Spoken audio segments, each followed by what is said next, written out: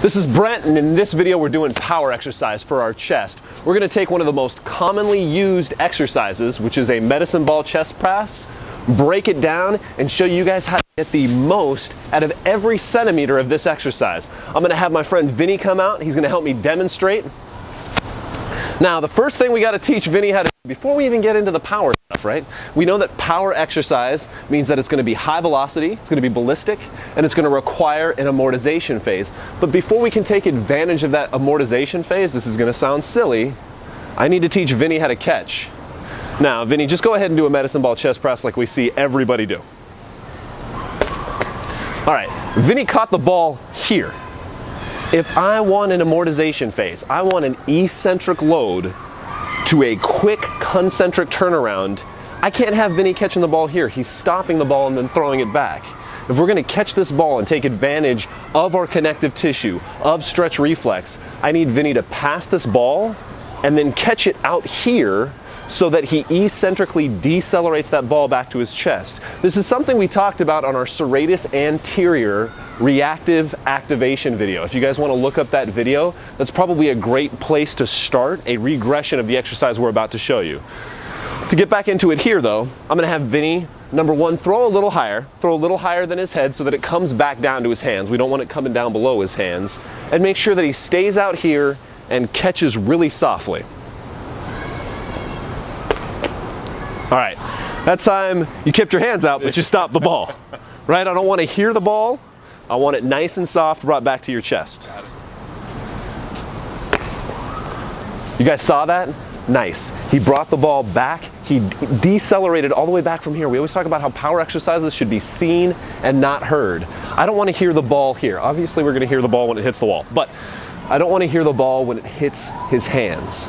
All right, so he got one in a row. Let's see if we can get two in a row out of him. All right, so now we can start working on, for these two, I need you to turn it around faster. Okay. So I want you to do two as fast as you can, keeping your hands out. There we go. So you can see he's starting to get that idea that he catches out here, not back here. This is gonna, in the long run, help us produce a lot more force by taking advantage of that amortization phase. Let's have you step a little closer. Two ways to progress this exercise, guys, and you guys are going to have to use your own personal preference, your own professional judgment to see which is better. If I move him closer, that ball is going to come back at him faster, which is going to create a lot more force that he has to turn around. If he backs up, he's going to have to produce more force to get it to the wall. I find generally I like to move people closer to the wall because I think that reactivity is more important.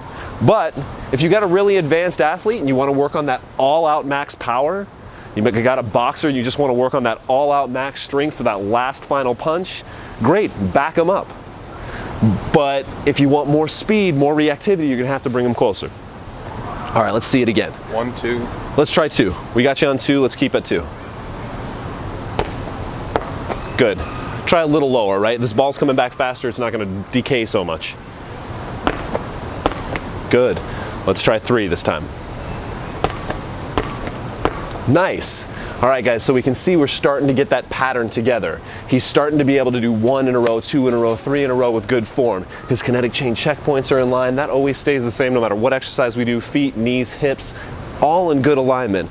Let's try 4. Let's see if we can get him up to 10. We'll try to count Vinny through 10 right now and see what happens. 10. 1, 2, 3. Faster.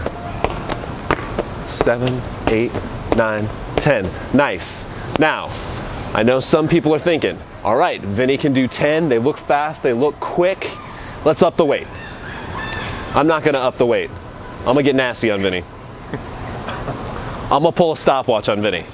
Now, if I want him to increase power, which to me is velocity, is speed, I'm going to time him for 10 and then start recording how fast he can get 10 done at a marked distance.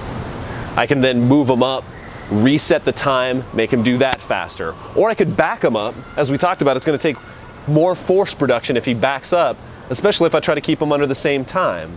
These are all ways of increasing speed, working with that speed variable so that we keep increasing power.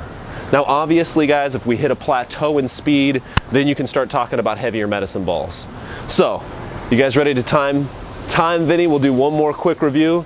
So we're gonna do hands out, right, for your catches, which you've been doing great. You're gonna turn around as fast as you possibly can. You're being timed, right? All right. Notice his kinetic chain checkpoints are all lined up. Those generally stay in this exercise. I want you to keep nice and drawn in here. You ready, Vinny? Set, go. 7, 8, 9, 10. 6.78 seconds. That would be the new target for him to beat. I hope you guys enjoyed this video. I hope you guys enjoyed how we progressed this exercise and how we broke it down. I hope you get a lot more power out of your chest.